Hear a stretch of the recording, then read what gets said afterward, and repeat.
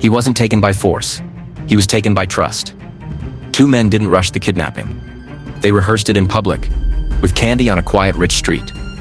Then they sent the older brother into a store with 25 cents and drove off with the 4-year-old like nothing happened.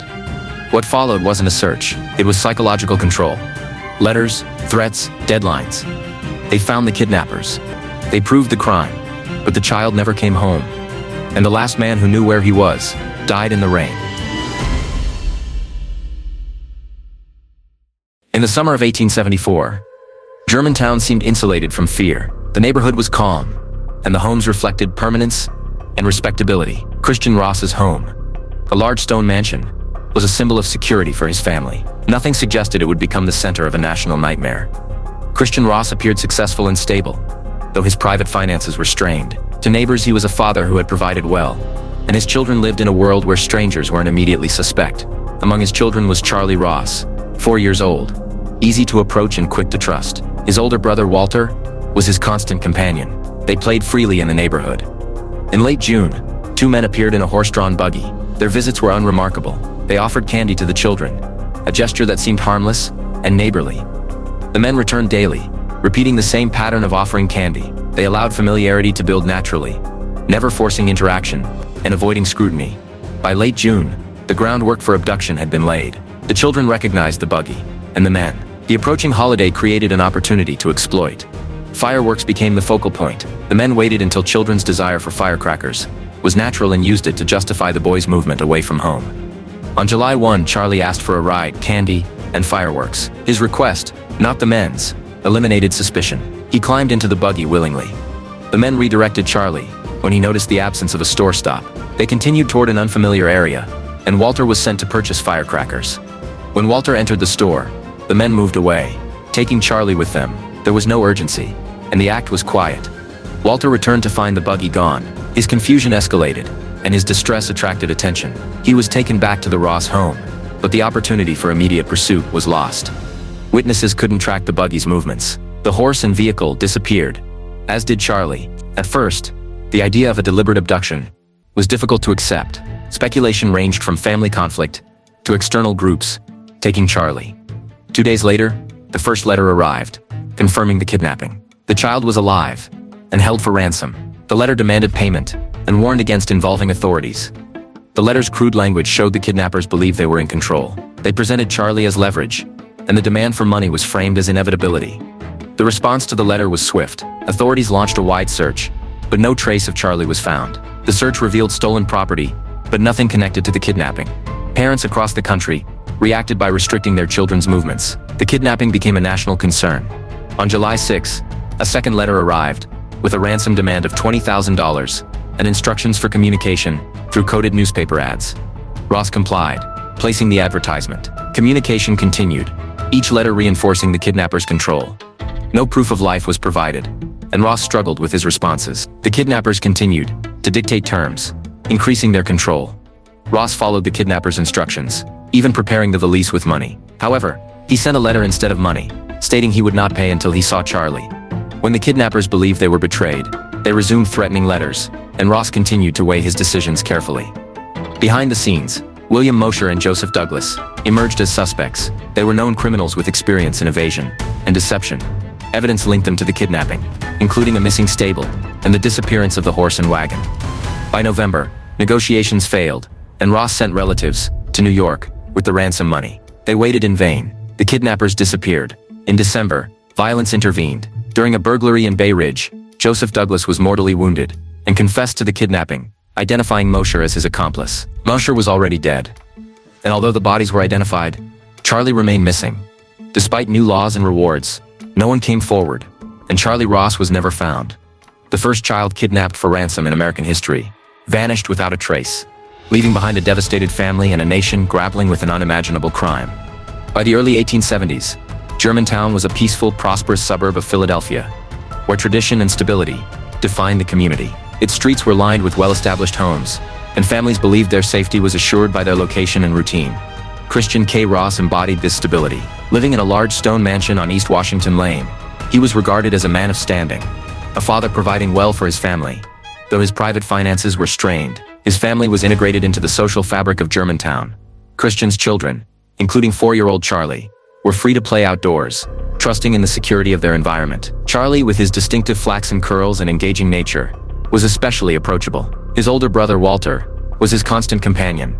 In late June, 2 men appeared in a buggy, offering candy to the children. This interaction was harmless and considered a friendly gesture. The men returned daily, and their actions became part of the children's routine, unnoticed by the adults.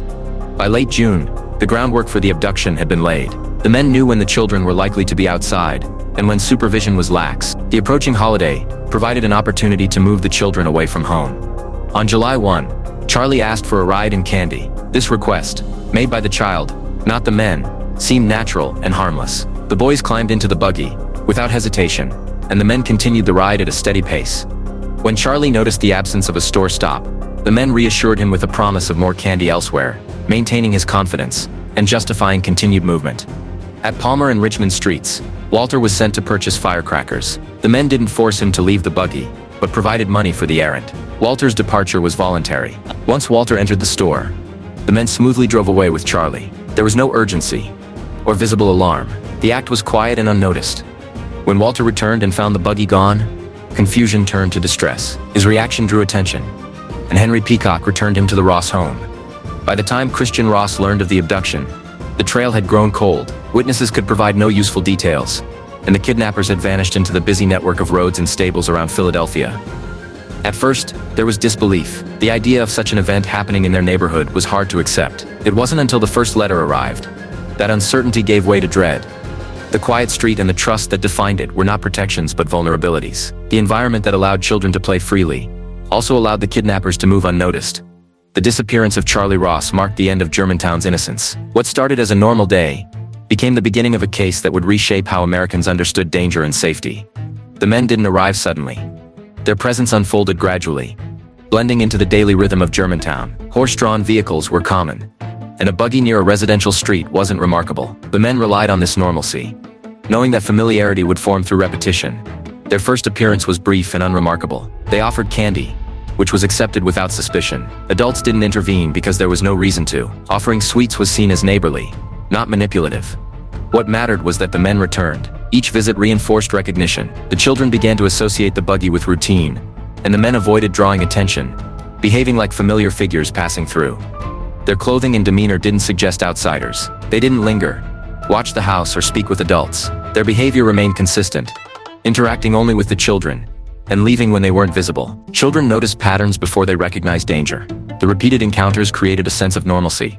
Each interaction was calm and uneventful, reinforcing trust without conscious choice.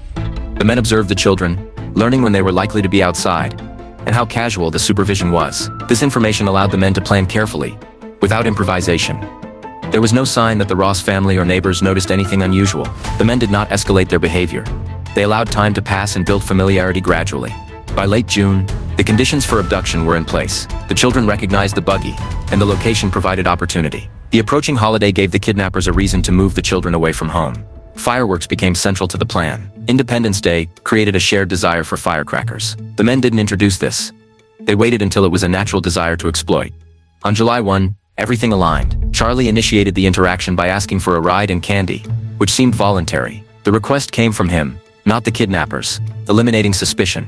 The boys climbed into the buggy without protest, and the men moved at a steady pace. There was no struggle or visible coercion. When Charley noticed the absence of a store stop, the men redirected him. They referenced another location for candy, maintaining his confidence and justifying the continued movement away from familiar surroundings. Palmer and Richmond Streets were chosen for their distance from the Ross home. Walter was given money and sent on an errand for firecrackers, which made sense and fit within the outing's logic. Walter entered the store willingly, unaware of danger. The men relied on the natural delay created by the purchase. As Walter entered the store, the plan became irreversible. The buggy moved away smoothly, and the men did not rush or look back. The act was quiet and undramatic. When Walter returned, the absence of the buggy shattered his sense of safety. His confusion escalated, and his distress drew attention. Henry Peacock took responsibility for Walter and returned him to the Ross home. By the time Christian Ross learned of the situation, the opportunity for immediate pursuit had passed. No one could describe the buggy or the men clearly. The success of the abduction lay in its ordinariness. The men's behavior didn't trigger alarm. There were no threats or violence. The separation occurred through misdirection, allowing the kidnappers to vanish before the crime was understood. In the hours that followed, the idea of an intentional kidnapping did not settle immediately. The community struggled to fit the event into familiar patterns, considering accidents or misunderstandings. This delay mattered. It consumed time and softened urgency, allowing the kidnappers to move further away before a coordinated response began. By the time suspicion turned to recognition, the trail had grown cold. The men relied on a simple truth. Danger often comes disguised as kindness. They succeeded through patience, observation, and the exploitation of trust, waiting until resistance was unnecessary. Their actions exposed a vulnerability in communities like Germantown, which believed familiarity equaled safety. The kidnappers manufactured familiarity, transforming themselves from strangers into accepted figures.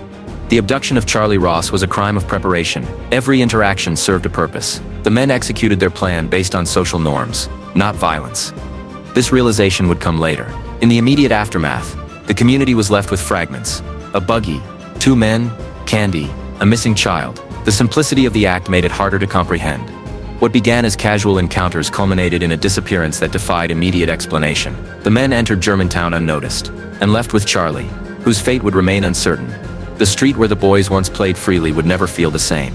The presence of strangers would be questioned, and familiar gestures reinterpreted. The memory of the buggy would linger as a symbol of how safety could be undone. As the search began, and theories multiplied, one truth remained unaltered: the men had planned carefully, acted quietly, and vanished, leaving behind a question that would haunt the nation for generations. The realization that something had gone wrong came gradually, with Walter Ross's return from the store and the empty street where the buggy had been. His confusion gave way to panic, and his distress drew attention. Adults gathered, but no one immediately grasped the seriousness of the situation. It seemed more plausible that the buggy had moved, or that the boy had been dropped elsewhere. Efforts to locate the buggy began but lacked coordination. Neighbors canvassed, and storekeepers were questioned, but no one could provide clear details. The absence of alarm allowed the kidnappers to blend into the ordinary flow of city life. As time passed, the possibility of accident was dismissed. The conclusion that Charley had been taken against his will began to form. This realization expanded the scope of fear, but offered no clarity. Law enforcement lacked experience with such crimes, and no established procedures existed. The first night passed without news. The Ross household became a hub of activity, but the absence of direction emphasized helplessness. On July 3rd, a letter arrived, confirming that Charley had been taken deliberately. The kidnappers demanded payment and threatened to kill him if authorities interfered. The letter made clear that money was the only means of recovery. The kidnappers' tone conveyed control. Their demands were framed as inevitabilities, not negotiations. The letter's publication intensified the response. Officials recognized the urgency, and the search expanded dramatically. Police searched homes, stables, and boats, but the magnitude of the search revealed the limitations of the time. Despite the scale of the search, no trace of Charley was found. The kidnappers had planned to avoid detection, moving Charley far from the immediate vicinity. Parents across the country took notice. Children were kept indoors, and the kidnapping represented a new threat that couldn't be dismissed. Ross faced conflicting pressures. Authorities warned against paying ransom, but the kidnappers' threats could not be ignored. The responsibility rested entirely on him. On July 6th, a second letter arrived, specifying a ransom of $20,000. It also provided instructions for communication through coded newspaper ads. The second letter removed any illusion of quick resolution. The kidnappers adjusted their strategy, preparing for resistance and ensuring their control over the situation. Ross complied with the instructions, acknowledging the kidnappers' control. The letters continued, each reinforcing the kidnappers' dominance. Throughout the negotiations, no proof of life was provided. Ross was asked to trust men who had already threatened murder. The imbalance of power was absolute. Ross struggled to balance compliance with resistance. Concern for his wife's deteriorating condition and the absence of alternatives pushed him back toward negotiation. The strain on the Ross family was visible. The house became a center of anxiety, and every delay amplified dread. The kidnapping had ceased to be a single event and became an ongoing condition, sustained by silence and fear. The absence of Charley began to feel permanent. The kidnappers had forced a community to confront the reality that innocence offered no protection. The case would reshape how Americans understood danger and trust. As negotiations faltered and the search failed, the kidnapping evolved into a prolonged confrontation between the family and unseen captors. The outcome remained uncertain, but the consequences were already unfolding. Charley Ross's disappearance was no longer merely a mystery. It was a test of society's ability to respond to a crime it had not yet learned to name. By mid-July 1874, Charley Ross's kidnapping had shifted from uncertainty to confrontation. The first ransom letter erased any possibility of accidental disappearance, asserting control and framing Charley's life as dependent on obedience. The letter's rough, direct language conveyed authority and confidence. It made clear that money, not law enforcement, could secure Charlie's return. Ross was forced to question every action and person around him. Ross's decision to make the letter public aimed to increase pressure on the kidnappers, but instead amplified fear. Newspapers reproduced the letter, spreading its threats and unsettling the public. The kidnapping now seemed possible for any family, not just the Rosses. Authorities responded with intensity, expanding their search throughout the city, but the broad efforts yielded little. No direct link to Charley Ross was found, suggesting the kidnappers had planned their escape well and avoided accomplices. Despite the scale of the search, speculation filled the void. Various theories emerged, including family conflict or accidental death, reflecting society's discomfort with such a crime. The second ransom letter arrived on July 6, specifying a demand of $20,000. This staggering sum not only tested Ross's resources, but was designed to strain him. The letter also introduced coded communication through newspaper ads. This system protected the kidnappers' identities, while forcing Ross to act publicly, but silently. Ross complied with the kidnappers' instructions, placing the notice in the newspaper. While not a submission, it was a necessary act to preserve the possibility of Charlie's return. Subsequent letters maintained a tone of impatience and threats, continuing to criticize Ross's actions and demand compliance. Each letter reinforced the kidnappers' control. Ross tried to manage the situation strategically, hoping that continued correspondence might reveal mistakes. He resisted paying without confirmation that Charlie would be returned, reflecting both caution and principle. The strain took its toll. Ross's wife's health deteriorated, and the household remained in a state of suspension, unable to move forward or resolve the crisis. Public reaction intensified.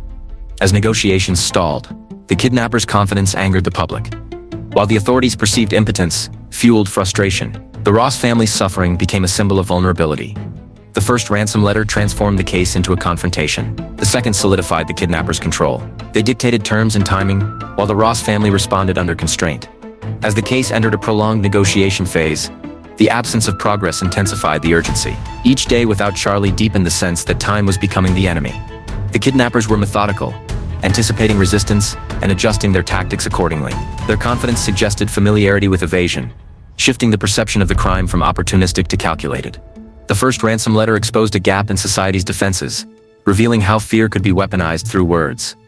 As July progressed, the Ross family remained trapped between hope and dread. The search continued, but the distance between effort and outcome grew. The child remained unseen, and the kidnappers remained silent except through their demands. The case became defined not by the abduction itself, but by the absence and the relentless pressure from the kidnappers, whose silence was as powerful as their threats. By mid-July of 1874, Philadelphia's normal pace had shifted. The kidnapping of Charley Ross dominated the city's attention, creating widespread fear that the crime could affect any family. The certainty of the ransom letters fueled this anxiety. Authorities expanded their efforts, making the search one of the most extensive in American history. Officers were sent to search every location, questioning owners and inspecting properties. Every possibility was pursued, but no new leads emerged.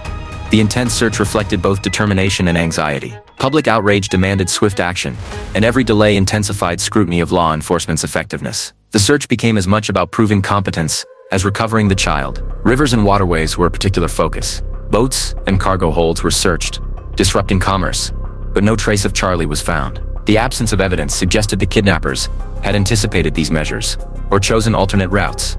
Stables were also searched, as the abduction involved horse-drawn transport. Officers inspected stables, questioned owners, and examined records, but the vehicle used to abduct Charlie had disappeared, showing careful planning by the kidnappers. The search uncovered stolen property unrelated to the kidnapping, but these arrests did nothing to advance the case. While the investigation revealed other criminal activity, it did not help find Charley Ross. Coordination between jurisdictions proved difficult, with communication relying on telegraph and courier, leading to delays and misinterpretations. The kidnappers' ordinariness made them blend into the population, complicating efforts to identify them.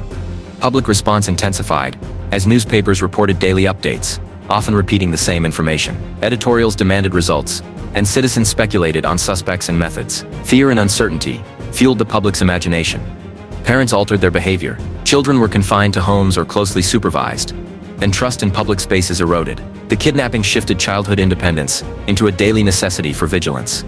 Within the Ross household, the constant presence of officials, reporters, and visitors eliminated privacy. Christian Ross struggled to navigate conflicting advice, and the pressure to act decisively clashed with the absence of reliable guidance. Ross continued to communicate with the kidnappers through coded advertisements, maintaining dialogue without fully conceding control. The kidnappers responded with impatience, accusing Ross of deception. The search efforts, while intended to find Charley, also validated the kidnappers' threats. Ross feared that cooperating with law enforcement might provoke retaliation against his son. As days turned to weeks, hope began to fade. Failed leads reinforced the idea that the kidnappers were beyond reach. The possibility that Charley was hidden far from Philadelphia expanded the scope of fear. The kidnapping had shaken the belief in social order. The kidnappers had exploited trust, not through violence, but by vanishing without direct confrontation. Authorities faced criticism for both their action and inaction. The search's breadth was seen as overreach, while its lack of results led to accusations of incompetence. The case exposed law enforcement's inability to handle crimes crossing jurisdictions. As July progressed, the absence of Charley became a constant reminder of vulnerability. The city remained in a heightened state of alert, but without actionable information, the intensity of the search couldn't compensate for its lack of progress. The kidnapping had altered Philadelphia's social fabric. Suspicion replaced trust, and ordinary interactions became cautious. Negotiations with the kidnappers reached a critical point. The prolonged standoff was no longer sustainable. Pressure mounted on Christian Ross, but the search had not brought progress. The limits of force and exposure were becoming clear. As hope faded, the case prepared to enter a new phase, one defined by negotiation, deception, and the narrowing possibilities of a desperate resolution. By late July and early August of 1874, the Charley Ross case lost momentum. Efforts were repeated without new results, and the search stagnated. The case shifted from active pursuit to reliance on the correspondence that continued to arrive. The kidnappers maintained control by controlling time. Their letters came intermittently, applying pressure while withholding reassurance. They made demands, and accused Ross of delaying, viewing his hesitations as a provocation. Ross responded cautiously, aware that immediate compliance would surrender leverage without guarantee. His strategy involved ambiguous replies, maintaining dialogue, while avoiding final terms. Without proof of life, payment was uncertain. The prolonged uncertainty took a toll on the Ross family. Physical exhaustion and emotional strain replaced initial shock. As the household became consumed by the crisis, Christian Ross's wife suffered most, with her health deteriorating from the constant fear and waiting. Her condition influenced Ross's decisions, as the choice to pay ransom became a matter of balancing moral resistance and family well-being. Public opinion added pressure. Newspapers inaccurately reported developments, which the kidnappers used to accuse Ross of deception. The publicity complicated the case, as the kidnappers adjusted their strategy based on what was reported. On July 22, Philadelphia's mayor announced a reward of $20,000 for the arrest of the kidnappers, matching the ransom demand. This public commitment altered the kidnappers' calculations. Ross informed the kidnappers that he would comply with their demands. This marked a shift from resistance to concession. Born from exhaustion and fear, he believed compliance was the only remaining path. The kidnappers responded unexpectedly, delaying the exchange by citing irrelevant factors like lunar phases. This delay reinforced their control and disrupted Ross's expectations. Their insistence on timing suggested they were managing risk, aware of surveillance, and operating cautiously. Whether superstition or strategy, the effect was the same. Ross remained in uncertainty. At the end of July, Ross received precise instructions for the exchange. He was to prepare a white valise with $20,000 and board a midnight train to New York, where he would make the exchange under specific conditions. The detailed plan favored the kidnappers' security. The white valise ensured visibility, and the train minimized opportunities for pursuit. The arrangement was designed to reduce risk for the kidnappers. Ross, however, altered the plan. Instead of money, he included a letter stating that payment would only occur upon seeing his child. This change transformed the journey into a test rather than an exchange. The train journey continued without incident. Upon arriving in New York, Ross returned home, and another letter from the kidnappers arrived, condemning him for failing to follow instructions. The kidnappers believed Ross acted in bad faith, suspecting that he had traveled with police officers. This deepened mistrust, further collapsing the fragile trust needed for negotiation. The kidnappers clarified their reasons for delay, emphasizing the importance of timing and security, and insisted that Ross's deviation from the plan confirmed their mistrust. Negotiations resumed with heightened tension. Ross reiterated his condition: payment and delivery must happen simultaneously. The kidnappers rejected this and threatened the child's life if their terms weren't met. The case reached a stalemate. Ross wouldn't pay without assurance, and the kidnappers wouldn't provide assurance without payment. Time passed, eroding options for resolution and increasing risk for Charley. The negotiation exposed the limits of indirect communication. Without direct contact, each side's actions were interpreted through suspicion. The absence of proof of life intensified uncertainty. By August, the case entered a new phase. Negotiation faltered, and the search had yielded suspects, but no recovery. The kidnapping had become a protracted confrontation marked by mistrust and delay. What remained constant was absence. Charley's fate remained unknown, and each failed exchange narrowed the possibilities. The case continued, weighed down by the passage of time. By late July and early August of 1874, the Charley Ross case had entered a phase marked by erosion. The urgency of the search had dulled due to repeated failures, weakening confidence in each new effort. The case moved forward through letters, delays, and narrowing options. The failed train exchange marked a turning point, showing that negotiation without trust couldn't succeed. Ross's refusal to comply with the kidnappers' terms confirmed their suspicion of betrayal, while Ross saw compliance without verification as surrender to deceit. After the failed exchange, communication became more accusatory. The kidnappers' letters emphasized threats and showed awareness of public reporting and police involvement. Ross responded by reaffirming his condition.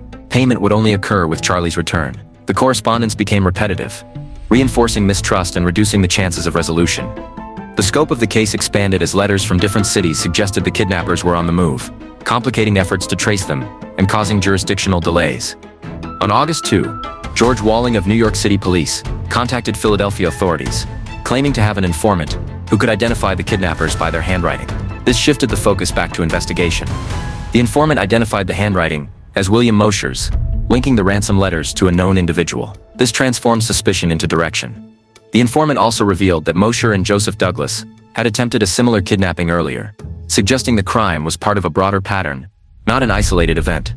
The informant's details were corroborated by Walter Ross's recollections, strengthening the lead. Investigators learned that Mosher had a history of evading law enforcement and had a background in burglary. Mosher's family lived in Philadelphia, and the disappearance of their horse and wagon, around the time of the kidnapping, led investigators to believe that vehicle was used in the abduction. On August 19, Mosher and Douglas relocated to New York, and the subsequent ransom letters aligned with this move. Mosher's connection to a former police officer, William Westervelt, raised concerns about insider knowledge that could help the kidnappers evade capture. The Pinkerton Detective Agency was brought in to increase surveillance and pursue leads. Despite their efforts, Mosher and Douglas remained elusive. Negotiations with the kidnappers continued, but became increasingly futile. Letters offered no viable path forward, and the communication cycle reinforced mistrust. By November, Ross received the kidnappers' final instructions, directing him to send relatives to New York with the ransom. The plan aimed to prevent surveillance, but it was a last-ditch effort with no promise of success. Ross complied fully, but when his relatives followed the instructions, no one came to collect the money. The final exchange failed, marking the end of negotiations. This failure suggested abandonment rather than delay, and it was more devastating than previous setbacks. It became clear that the kidnappers had been cornered by law enforcement pressure, and their silence reflected desperation.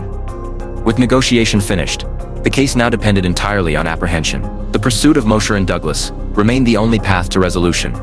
The kidnapping entered its most dangerous phase, not due to imminent action, but because the absence of letters stripped away the hope that Charley was alive. The failure of the final exchange removed the last illusion of resolution. After the last failed ransom delivery, in New York, the Charley Ross case shifted from negotiation to pursuit. The kidnappers' silence did not confirm Charley's death or survival, but suggested fear, desperation, and awareness that law enforcement was closing in, even without knowing where the child had been taken. The investigation narrowed toward William Mosher and Joseph Douglas, with evidence converging from informants, handwriting identification, and the kidnappers' behavior. Handwriting analysis connected the ransom letters to Mosher, shifting the investigation from vague suspicion to tracking known individuals. Mosher's background indicated capability, not impulsiveness. A fugitive with a criminal record, he had the mobility and adaptability to evade law enforcement. His trade as a boat builder gave him familiarity with waterways, offering both access and concealment. Douglas, operating with Mosher, was an experienced associate. Their past traveling together selling mothi meant they knew how to blend into different communities and move unnoticed. Using a horse and wagon as cover, Mosher had a stable family base in Philadelphia, where his wife and children lived. His connection to Douglas was continuous, with the two sharing a living space, supporting the idea that the kidnapping was coordinated in a shared environment. A stable detail raised further suspicion. Mosher and Douglas kept a horse and wagon in a stable in Philadelphia, which was removed shortly after the kidnapping. This disappearance suggested an intentional effort to distance themselves from the crime, making it more than just a coincidence. By August 19, Mosher and Douglas had moved to New York with their families. Their relocation coincided with the changing origin of the ransom letters and reflected a common fugitive pattern of seeking anonymity in larger cities. Mosher's brother-in-law, William Westervelt, had previously been a police officer, providing Mosher with potential shelter and insider knowledge of police methods. This raised concerns that the kidnappers might be receiving information about the investigation, which undermined investigators' confidence. The investigation shifted to a contest of concealment. Authorities knew who they were searching for, but not where Mosher, Douglas, or Charley were. Informants were cultivated, rewards offered, and searches conducted, but the absence of information about Charley made the case increasingly speculative. The Pinkerton Detective Agency was brought in to strengthen the pursuit. They had the advantage of moving across regions and gathering information discreetly, though their methods relying on informants, observation and tracking known criminals made slow progress. Mosher and Douglas were cautious, likely aware of the attention their crime had drawn. They understood that they were becoming known to investigators, and their ability to remain hidden suggested they had safe locations and possibly help from others. Despite the kidnappers' silence after the failed ransom exchange, investigators believed they were still attempting to secure ransom or escape with whatever leverage remained. Their silence could either reflect a strategic pause or crisis, as the kidnappers were unable to approach the money or return the child without exposing themselves. Investigators considered several possibilities for Charley's location, including him being moved frequently, hidden with an accomplice, or concealed in one location. Each scenario required different tactics, but none could be confirmed.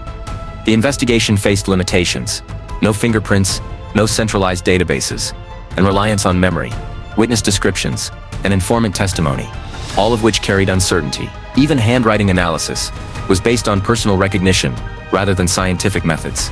Christian Ross became dependent on others' pursuit. The collapse of negotiation left him helpless, with his financial and emotional resources drained. Yet he continued, driven by the hope that without discovery, there could be no resolution.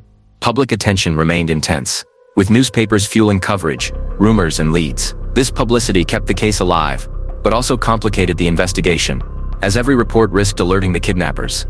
As the pressure mounted, Mosher and Douglas were forced to take risks for survival, creating opportunities for investigators, especially if informants were motivated by reward or resentment.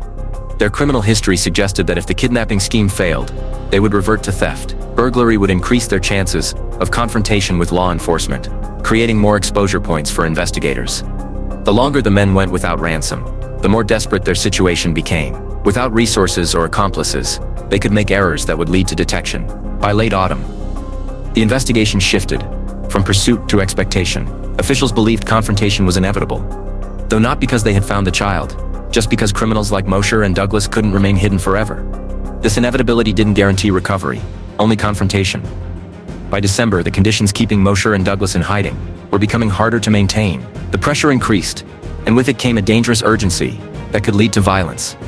The investigation entered a shadowy phase, with every location potentially hiding either Charley or the kidnappers. They could trace the kidnappers' movements and link the letters to Mosher, but they still couldn't find Charley. As the year ended, the hunt for Mosher and Douglas narrowed, not toward negotiation or confession, but toward violence, an inevitable confrontation that would end one mystery while leaving the central one unresolved. By December 1874, the pursuit of William Mosher and Joseph Douglas had reached a point of inevitability. Their ability to remain hidden depended on patience and avoidance of exposure, but pressure from law enforcement, failed ransom negotiations, and the risk of recognition limited their options. Survival required movement, which brought risk.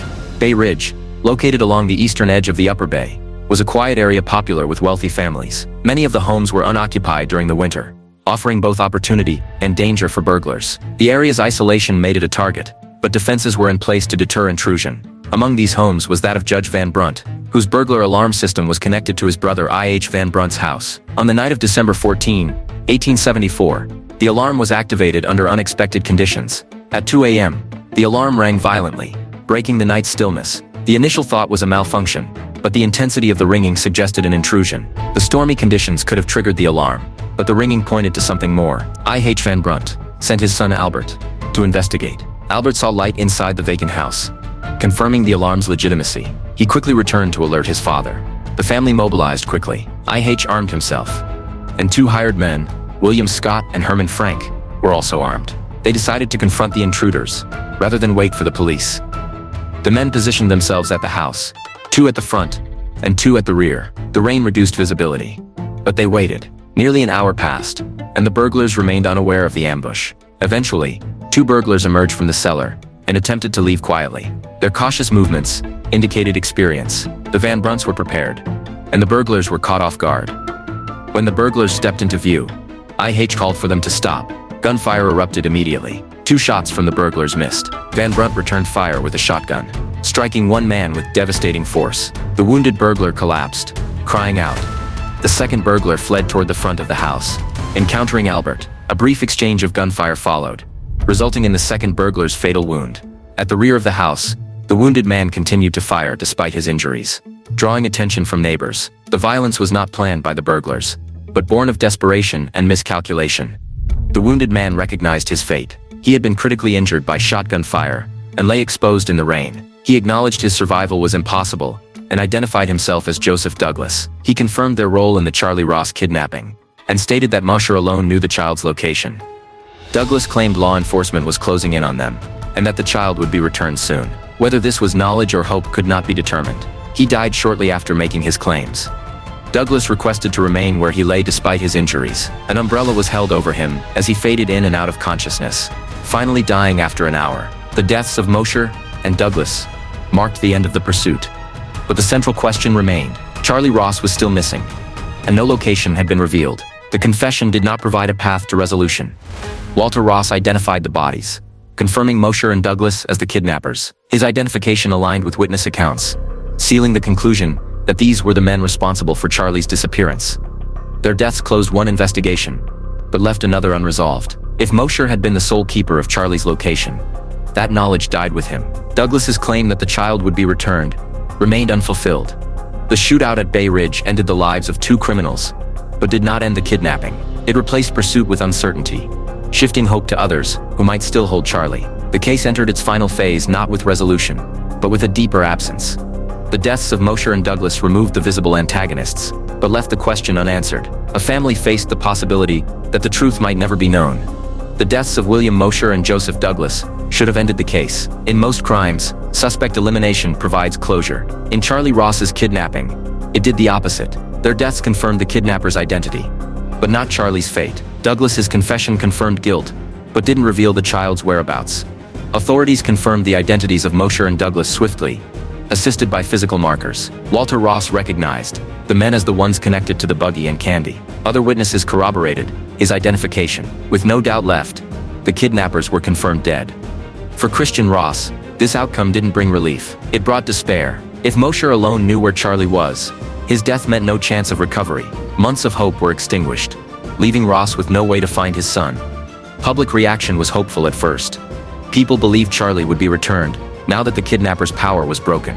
Some assumed accomplices would release him, fearing prosecution. But the kidnappers had acted unpredictably, choosing burglary over surrender.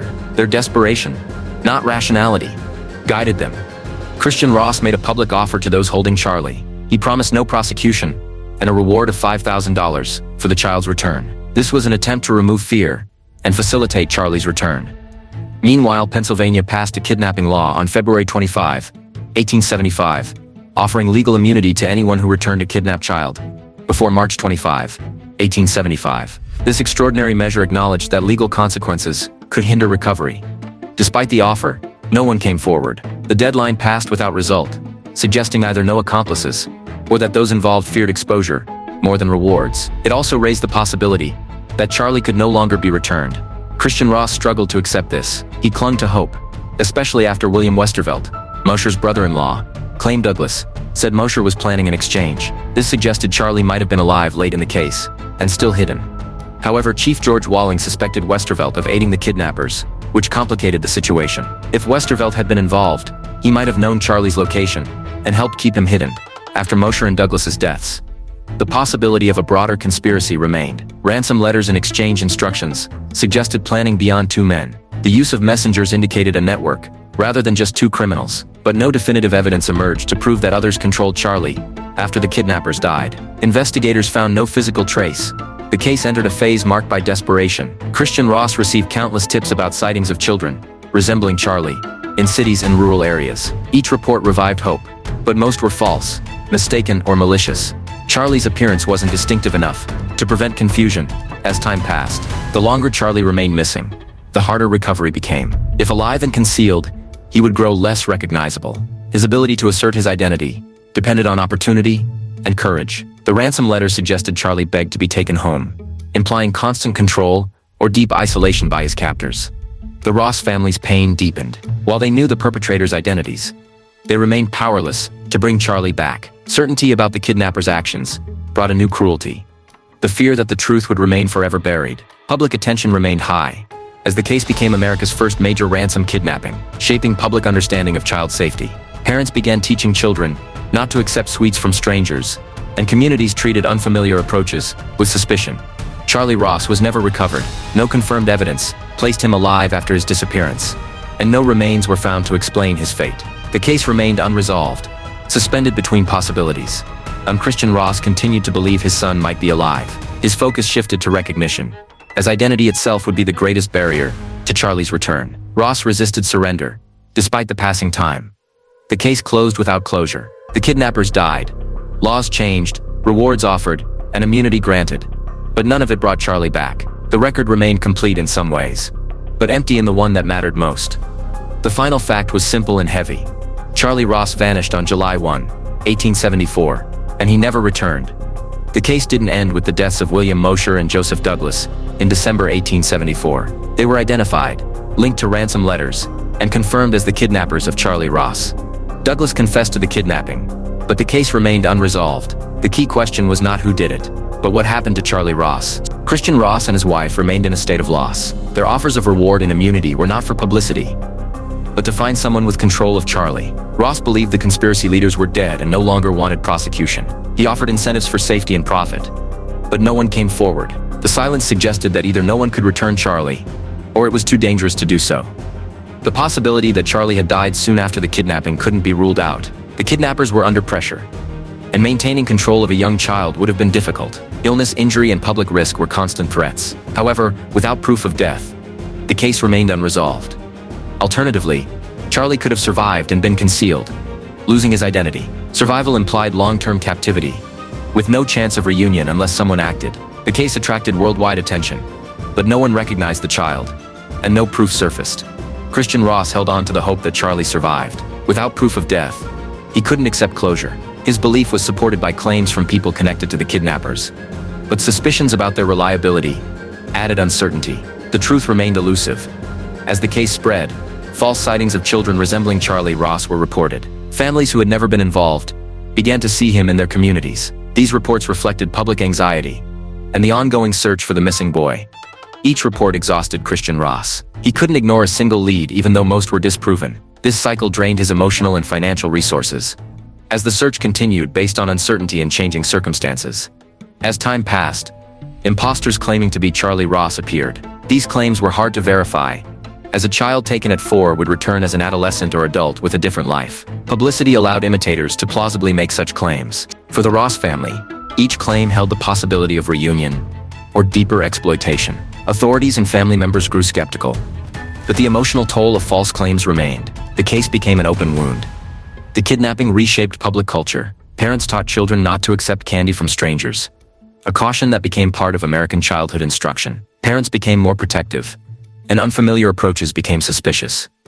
Law enforcement responded with Pennsylvania's 1875 kidnapping law, one of the first legislative responses to the case. The law recognized kidnapping as a specific crime requiring attention, though it didn't lead to Charley's return.